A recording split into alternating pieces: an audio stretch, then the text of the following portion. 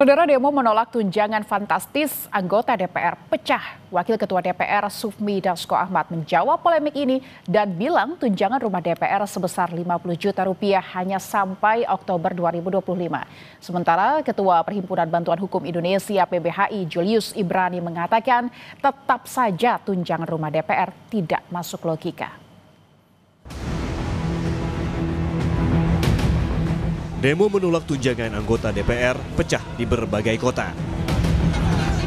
Kemarin di Medan, Sumatera Utara, mahasiswa dari berbagai aliansi menggelar aksi unjuk rasa di kantor DPRD Kota Medan. Massa menuntut anggaran tunjangan DPR dialihkan ke program yang lebih pro rakyat. Tuntutan rakyat yang pertama adalah menghapus tunjangan mewah dari DPR. Kedua, gaji DPR proporsional dengan UMK dan UMP. Itu sudah jelas, teman-teman. Yang ketiga adalah pengesahan RUU perampasan aset dan juga RUU anti korupsi yang sampai sekarang belum mereka sahkan, di mana mereka malah mengesahkan, teman-teman, undang-undang yang tidak ada hubungannya dengan masyarakat, teman-teman. Betul. Selanjutnya ada transparansi hasil audit BPK dan KPK. Sebelumnya, di Jakarta, demo digelar di gedung DPR RI Senayan pada 25 Agustus. Demo merembet ke sejumlah kawasan di sekitar Senayan, bahkan sempat ricuh hingga polisi menembakkan gas air mata. Pecahnya demo di berbagai kota menjadi gambaran betapa kecewanya rakyat kepada negara.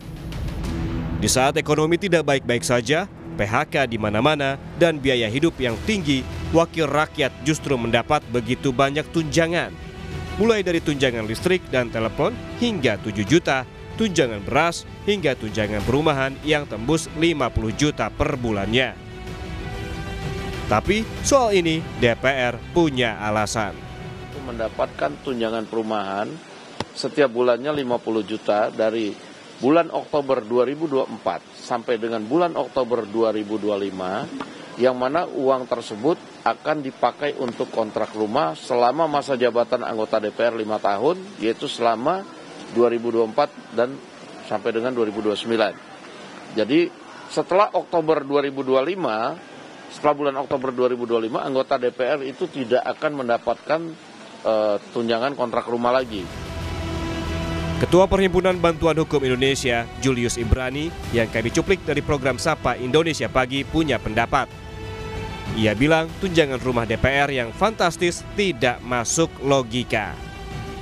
Persoalan angka itu menjadi sensitif karena dia sebetulnya dalam konteks Undang-Undang Keuangan Negara nomor 17 tahun 2003 pasal 3 ayat 1, dia menegaskan bahwa setiap proses dan hasilnya dia harus menciptakan rasa keadilan. Itu penting, ini tegas sekali jawabannya, dengan memperhatikan rasa keadilan dan kepatutan. Kalau memang rumah Kalibata dan Ulu Jami belum layak renovasi, kalau memang mau ada tunjangan, maka rumah-rumah itu dijual untuk mengganti tunjangan itu agar tidak di Ciputat tapi lebih dekat lagi, kan gitu ya. Wacana ini tidak ada. Jadi ada aset. Aset ini kemudian bukan aset yang menjadi aset profit, asetnya liability loh ini. Ada perawatan, ada security segala macam, ini liability. Kemudian untuk merespon liability ini dalam konteks keuangan, dia menciptakan liability lain berupa expenses, pengeluaran. Ini yang nggak masuk logika. Padahal masyarakat dihadapi pengeluaran dan pajak.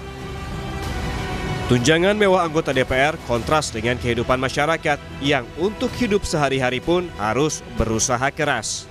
Kos rata-rata 2,5 sampai 300 ya. Kalau kebersihnya paling yang antara 100 sampai 150 lah bersihnya itu ya. Lalu sebenarnya realistis nggak sih Mas dengan pendapatan seperti itu bisa mendapatkan rumah misalnya di Jakarta? Jauh dari harapan. Kalau dengan pendapatan segitu sangat jauh. Kita nggak bisa dipastikan, Pak. Kadang lagi ramai, ya begitu Pak. Kadang bisa mencapai 40 dan kalau untuk mencapai 100 agak sulit, Pak. Sulit itu per hari tuh. Iya, ya kita ya terlalu miris ya kalau bagi kita ya. Karena untuk dia aja sebegitu, kita yang nyari tiap hari aja tuh sulit, untuk mencapai 100.000 aja sulit.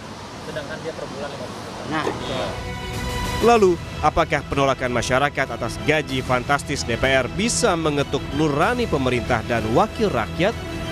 Tim Liputan Kompas TV.